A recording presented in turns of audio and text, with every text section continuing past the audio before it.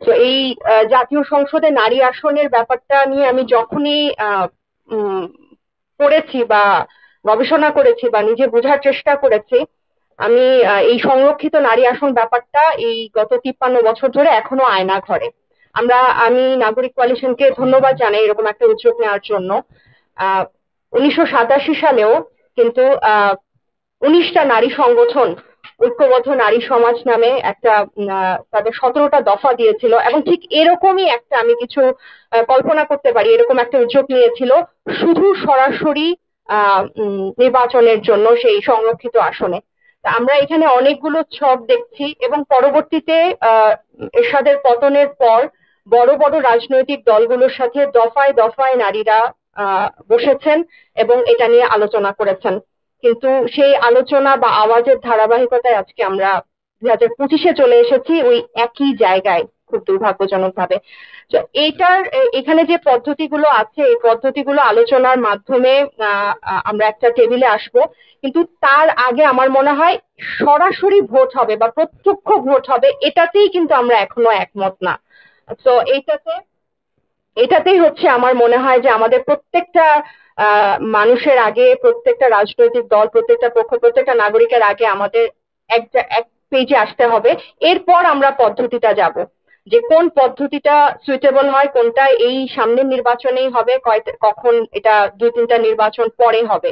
কারণ এই রুমে যারা আছেন তারা মনে হয় সবচেয়ে বেশি ভালো জানেন যে নারীদের সংসদে কিভাবে রাখা হয়েছে বিগত দশকগুলোতে।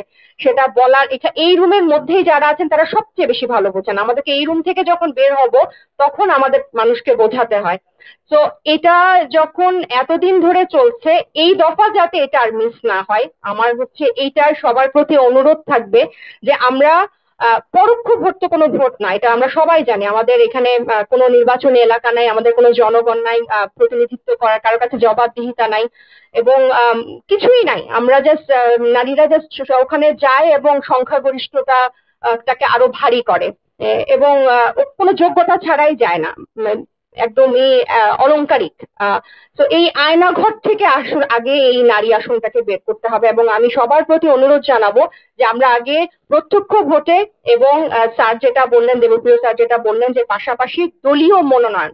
এবং আপনারা জানেন যে পেশি শক্তির সাথে স্থানীয় পর্যায়ে অনেক দখলদারিত্ব, পেশি শক্তির সাথে কিন্তু অনেক প্রতিযোগিতা করতে হয়। তো দলকেও কিন্তু সহযোগী হতে হবে আর্থিক বরাদ্দ দেওয়ার ক্ষেত্রে, এবং স্থানীয়ভাবে নারী প্রতিনিধিত্বের দিকে হেল্প করার জন্য। কারণ যখনই নারীরা দায়িত্বশীল পদে গেছে, এটা সব জায়গায় গবেষণা আছে, বিভিন্ন দেশে এটা স্টাডি আছে যে স্বচ্ছতা বেড়েছে এবং দুর্নীতি কমেছে।